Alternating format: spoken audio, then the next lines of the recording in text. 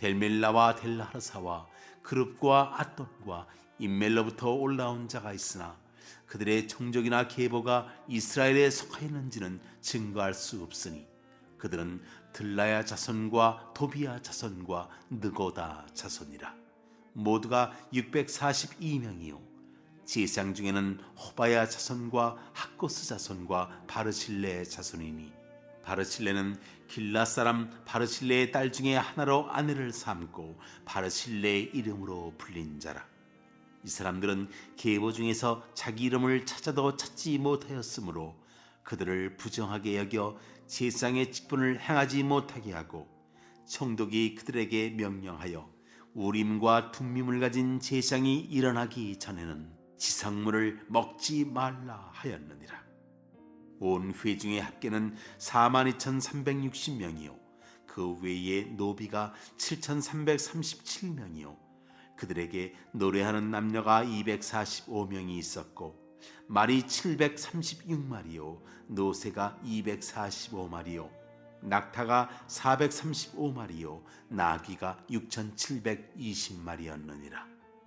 어떤 족장들은 역사를 위하여 보조하였고 총독은 금 1,000드라크마와 대접 50과 제사장의 의복 530벌을 보물 곡간에 드렸고 또 어떤 족장들은 금 2만 드라크마와 은 2,200마네를 역사 곡간에 드렸고 그 나머지 백성은 금 2만 드라크마와 은 2,000마네와 제사장의 의복 67벌을 드렸느니라.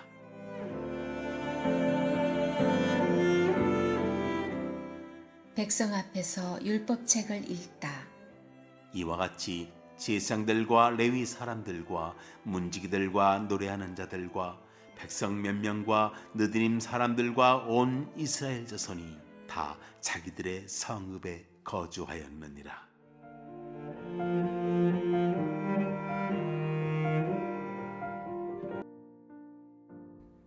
어제에 이어서 귀한 공동체에 대한 내용입니다.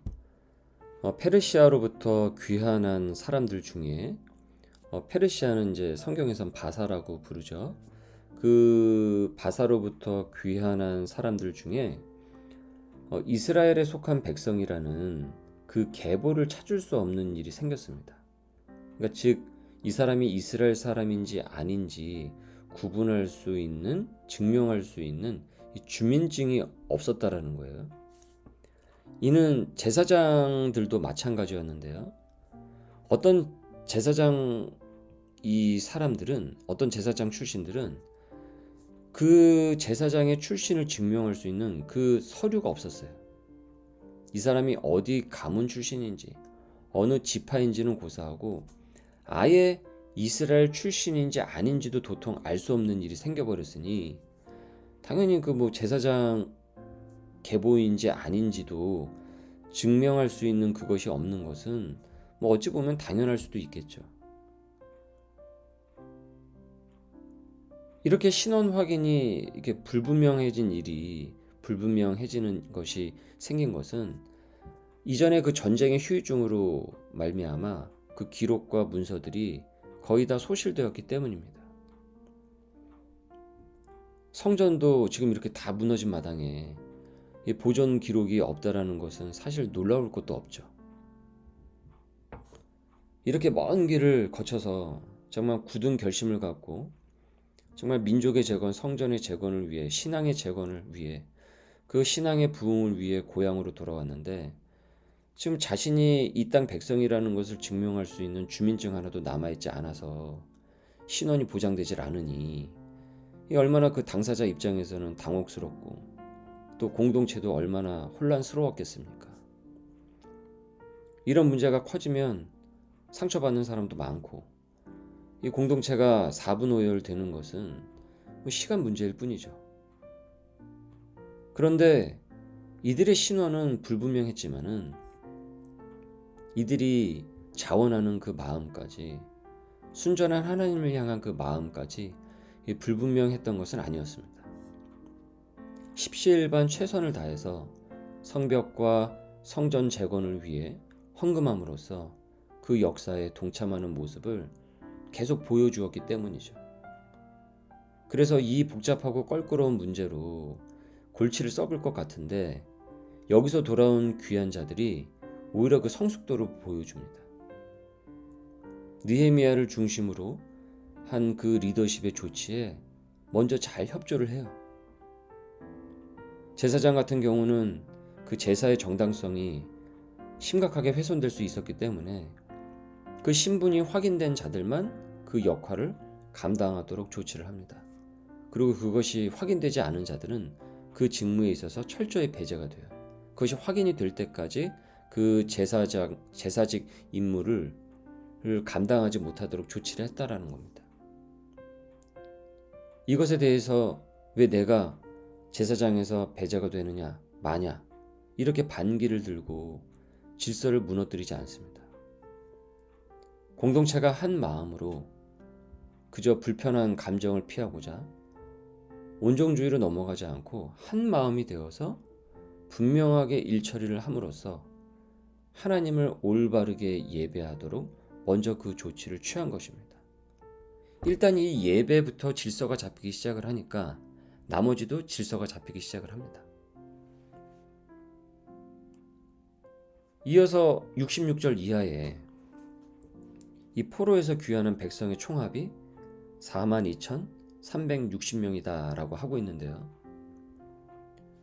이 사람들 중에는 부유한 사람도 있을 것이고 가난한 사람들이 같이 섞여 있었겠죠. 그리고 그들이 타고 온 말이나 낙타, 나귀 등도 보니까 숫자가 상당했습니다.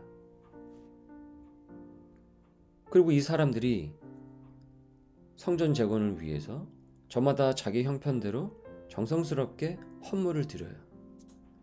이 헌물에 대한 내역이 꽤 자세하게 이 본문에 나와 있습니다. 41,000 드라크마, 은 4,200만에, 또 제사장의 의복 약 600벌, 쟁반 50개 등도 드렸다고 하고 있습니다. 이것을 이렇게 보면은 어떻습니까? 지금 이 황폐하단 땅에서 이 족보가 소실될 정도로 주요 기록물이 소실이 될 정도로 지금 정비가 되어 있지 않은 상태잖아요. 그런데 이 귀한 공동체는 되게 질서가 있어요. 차근차근 자신들이 해야 할 일들을 해 나가고 있어요. 서로 감정 싸움으로 시간을 낭비하지도 않고 성전 재건과 예배를 중심으로 똘똘 뭉치는 모습을 보여주고 있습니다. 보이지 않는 성전이 실은 이 안에서 세워져 가고 있는 거예요. 보이는 성전만, 건물만 세워져 가는 것이 아니고 이들의 이 마음, 보이지 않는 그 성전, 하나님을 향한 그 하나의 그 마음 또한 세워져 나가고 있다는 겁니다.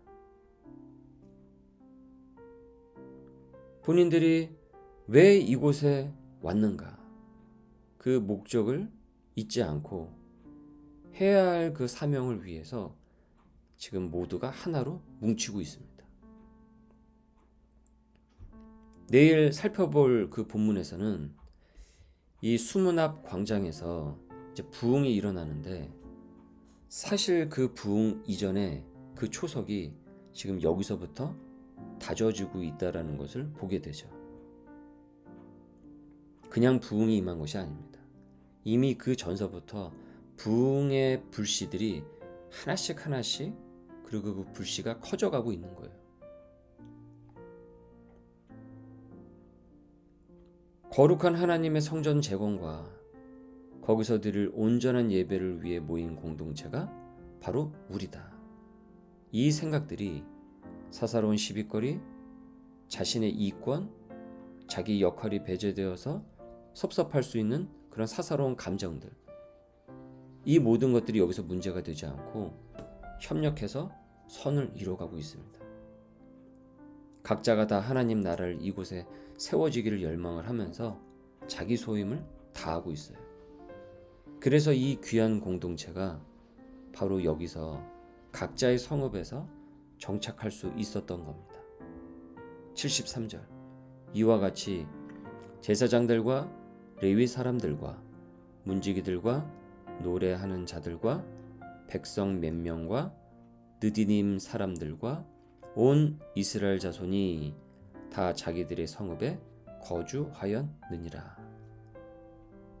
이 구절이 이것을 전해주죠. 여기 귀한 공동체가 되돌아온 이 귀한 공동체가 황폐화된 땅에 정착하여서 이제 그곳이 젖과 꿀이 흐르는 부흥의 땅으로 되어가고 있는 겁니다. 예수님께서 이 땅에 오시고 교회를 세우셨습니다. 그 교회에 당신의 백성들을 죄의 땅에서 하나님의 백성으로 부르셨죠. 죄의 땅에 교회가 세워진 것이잖아요. 그래서 그곳에서 예배를 드리는 공동체로 부르십니다. 그 예배를 중심으로 하나님을 경험하고 그리고 함께 믿음의 사람들을 만납니다. 성령께서 은혜를 주셔서 성령 충만한 백성이 돼요. 그 성령 충만한 백성이 이제 각자 성읍으로 가서 자신의 그 삶의 자리에서 거주하게 됩니다. 그러면 그 곳이 어떤 일이 일어나게 됩니까? 그 거주하는 그 성읍이 그 거주하는 백성으로 말미암아 성령 충만한 그 백성으로 말미암아 그곳이 하나님의 나라로 확장되어 가는 것입니다. 죄의 땅이 복음의 땅으로 부흥의 땅으로 변해가는 것이죠. 그래서 하나님께서 우리에게 이 시대에 교회 공동체를 허락해 주신 것입니다. 주님이 우리에게 주신 교회를 통해 내가 머문 삶의 자리라는 그 성읍이 부흥의 땅으로 변해 나갈 수 있기를 소망합니다. 오늘도 예배 공동체를 통해 그 은혜를 받고 내게 주신 그 은사와 또한 물질로 하나님의 나라를 위해 쓰임받을 수 있기를 주님의 이름으로 소망합니다. 은혜가 가득하신 주님, 주님의 몸된 교회를 세워주시고 우리를 불러주심에 감사드립니다. 성전 재건과 예배의 회복을 위해 문제거리가 될 수 있는 예민한 것들도 당시의 백성들이 한 마음으로 합쳤듯이 우리 소명의 교우들도 더욱 하나 되게 하여 주시고 예배를 사모할 수 있도록 우리의 마음을 인도하여 주옵소서. 그 큰 은혜를 받고 교회로부터 주신 삶의 자리라는 성읍으로까지 하나님의 나라가 하나님의 나라의 그 부흥이 경험될 수 있도록 오늘도 인도하여 주옵소서. 갈등이 회복되게 하여 주시고 가정에 구원이 일어나게 하시며 주신 일들이 먹고 사는 것을 넘어 소명화될 수 있도록 역사하여 주옵소서. 나로 인해 예수님을 같이 믿고 싶어하는 역사가 일어나 함께 살아있는 하나님을 경험하는 부흥이 일어나도록 인도하옵소서. 모든 것을 감사드리며 예수님의 이름으로 기도드립니다. 아멘.